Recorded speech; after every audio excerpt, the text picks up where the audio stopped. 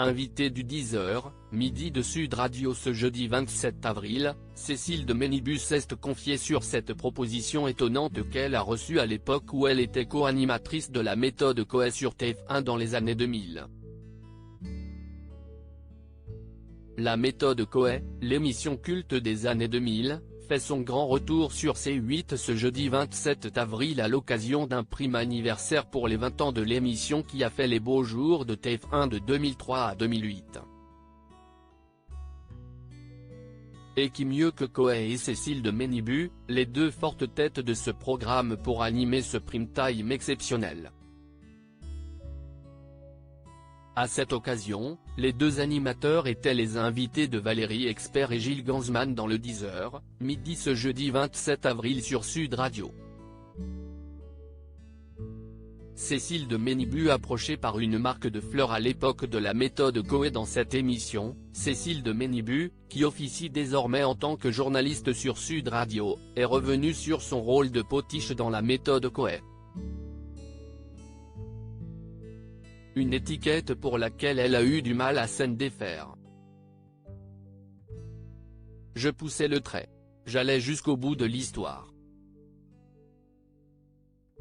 Tout le monde me dit, ce n'était pas vous.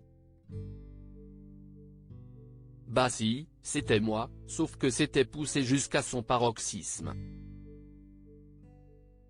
Et souvent, on joue un rôle, on est une caricature de nous-mêmes. Ça a été compliqué de se désengager de la marque TF1, de mon binôme avec Coé parce que, pendant 20 ans c'était, il est où Coé ? Il est où Coé ? La journaliste de 52 ans s'est aussi confiée sur cette proposition étonnante qu'elle a reçue de la part d'une célèbre marque dont elle a préféré taire le nom. Au début, on me traitait de potiche. Et au bout d'un an ou deux, une marque de fleurs est venue me voir en me disant, comme on vous traite de potiche, vous ne voulez pas faire une pub avec nous dans un pot de fleurs ? Je trouvais ça hyper violent. Cécile de Ménibus anti-potiche selon Coé face à Valérie Expert et Gilles Ganzmann. Coé a tenu à défendre son amie Céline de Ménibus traitée de potiche à l'époque de la méthode Coé. C'était l'anti-potiche, a-t-il insisté. Cécile, c'était tout l'inverse de ça.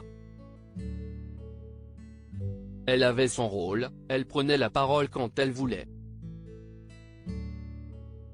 Elle s'engueulait comme elle voulait et avec qui elle voulait. Si elle voulait faire un bisou sur la bouche avec Kevin Costner, elle le faisait. Elle faisait intégralement ce qu'elle voulait.